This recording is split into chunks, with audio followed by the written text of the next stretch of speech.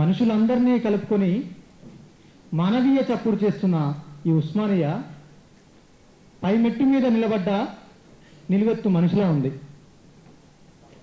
కవిత గుండెతో మాట్లాడే సంభాషణ. ఇవాళ మనం వాస్తవంలో బతుకుతున్నాం. వాస్తవమైన బతుకునే బతకాల్సిన అవసరం ఉంది. వాస్తవంలో ఏం జరుగుతుందో కూడా గమనించాల్సిన అవసరం ఉంది. ఆ గమనింపులో గాయాలు కుప్పలు కుప్పలుగా పడుతున్నప్పుడు బాధ నుంచి, దుఃఖం నుంచి రాసుకున్నదే ఈ కవిత. కవిత పేరు నల్లని చీర కట్టుకున్న తల్లి. ఎక్కెక్కి ఏడుస్తూ నడిరోడ్డు మీద నిలబడిన నా తల్లిని చూశారా? గాయాల్ని చినిగిన గుడ్డలతో తుడుచుకుంటూ, కడుపులో ఆకలిని జోకొట్టుకుంటూ, ఎర్రటి ఎండలో ముడుచుకుని పడుకున్న ఈ దేశపు అమావాస్యని చూశారా? వేల సంఘటనల్లో మోసపోయి కుట్టకూని కన్నీళ్లు కొంగుతో తుడుచుకుంటూ నెత్తురంటిన నేలపై నిలబడిన నా బాధల తల్లిని కనబడిందా? ఎందరయ్యలో తాగొచ్చి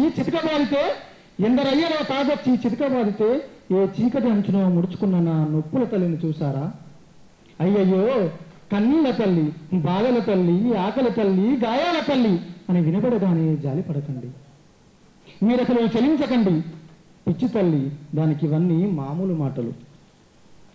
రోజు ఏ ఇంట్లోనో అన్నం ఉడికినట్లే దాని గుండె కుతకుత ఉడుకుతుంది.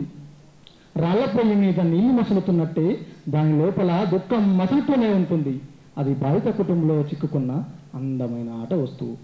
నువ్వు ఎప్పుడైనా బిజీగా లేనప్పుడు దాని గుండెల్లో గొడు కట్టుకున్న 2 పేజీలను తిరిగేయి.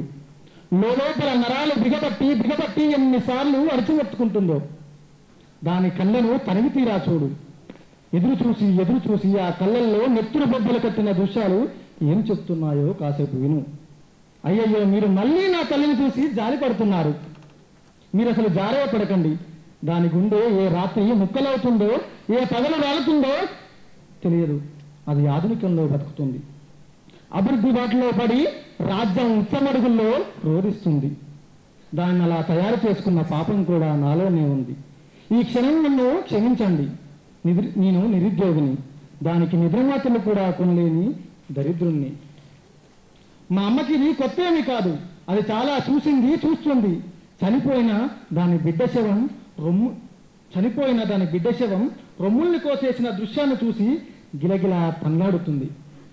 మానాలను చెరిపేసినోడిని దాని ముందే దండలేసి ఊరేగించిన పూల కింద నీడలను చూసింది.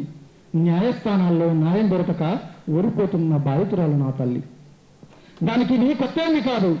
దేశం నెడలో జెండాలైన వాళ్లను అన్యాయంగా రోడ్డు తీర్చుకుపోయిన చప్పుడు లేకుండా పక్కనే నిలబడి చూస్తుంది. రోడ్డు మీద పండ్లు మూకుంటుంటే దాన్ని తన్ని అవతలకు నెట్టేసిన వాడిని లోపలనే చంపుకుని బతికింది. నా తల్లి ఎన్నిసార్లు మరియమ్మగా రహస్య రూమంలో కొట్టి చంపబడిందో తెలుసా నీకు? దారిన పోతూ ఆకలి రాలిన మానవ పండును ముట్టుకున్నందుకే 1000 సార్లు అంటగాని దానిలా చచ్చింది. ఉట్టి మట్టి కుండలో నీళ్లు ఉంచుకున్నందుకే నల్లని బోటు నుంచి జారి పగిలిపోయి శుద్ధ ముక్కయింది. దాన్ని నగ్నంగా గుడ్డలోడ వేసిన భారత మాతాకి జై అని గుడ్డల్లో నీళ్ళని తిప్పుకుందే కానీ ఒక్క మాట కూడా మాట్లాడకుండా బతికినట్టు నటిస్తూ తిరుగుతుంది. మా అమ్మ చీర చూడండి ఎంత అందంగా ఉందో. మా అమ్మ చీర వానకు తడిసి, కన్నీళ్లకు తడిసి, ఒత్తులకు తడిసి వెలిసిపోయింది. అది ఇప్పుడు నల్ల చీర కట్టుకున్న నిరసన చేస్తూ రోడ్ల మీదనే నడుస్తుంది. ఇవాళ దేశం ఎలా ఉందో, మా అమ్మ ఎలా ఉందో దానికి ప్రతీక ఈ కవిత. సార్, ఇంకో అవకాశం కొంచెం కవిత ఆ చిన్న కవిత సార్. అయితే ఇప్పుడు మనం ఇక్కడ మాట్లాడుకుంటున్న సందర్భంలో మానవీయాల గురించి మాట్లాడుకుంటున్నప్పుడు చాలా విషయాలు నేను చాలా రాసుకొని వచ్చాను, కానీ టైం లేదు కాబట్టి దాన్ని బట్టి చదువుతున్నా. మనం మహిళల వైపు మానవీయతను చూసి ఆ వైపు నిలబడచ్చా, లేదా అసలు మహిళలని మానవీయ కోణంలో ఎట్లా చూడొచ్చు అనే కోణంలో రాసుకున్నది. కవిత పేరు లోపలి సముద్రం. నీవు యుద్ధం చేస్తున్నావని ఎంతమందికి తెలుసు? నువ్వు కలగనే ఆ చిన్ని కళ ఎన్ని భయంకరమైన తెరలను దాటుకుంటూ రావాలో కదా. నెలకొకసారి తనువునంతా తడిపేసే ఎర్ర సముద్రం నీలో పుడుతుందని చెప్పేందుకు ఎన్నిసార్లు వెనకడుగు వేశావో కదా. ఎన్నెన్నిసార్లు మదిలో అనుకుని ఉంటావు ఎవరైనా ఒకరు ఈ సిగ్గుపడుతున్న సమాజాన్ని విడిచి ఒక శానిటరీ ప్యాడ్ తెచ్చిస్తాడని. షాపుల వెంట చున్నీ అడ్డు పెట్టుకుని ఆ ఒక్క ప్యాడ్ తెచ్చుకోవడం కోసం ఎన్నిసార్లు తడబడి ఉంటావు. ఏదో తప్పు చేసినట్టు తలను దాచుకుంటూ నీలో ఎన్ని కన్నీటి కుండలు పగిలిపోయాయో నీ కళ్ళ అంచున స్పర్శను తాకితే కానీ తెలియలేదు. ఎన్ని రాత్రులు వణుకుతూ అడుగులేశావో నొప్పొచ్చిన ఆ కాళ్ళతో, ఎన్ని బాధల్ని చెత్తలో వేసి కనపడకుండా కాల్చేశావో.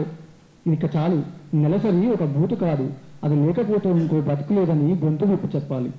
బొందలబడ్డ లోకాన్ని నిద్రలోకి, ఆ లోపలి సముద్రానికి కొంచెం స్వేచ్ఛనివ్వాలి.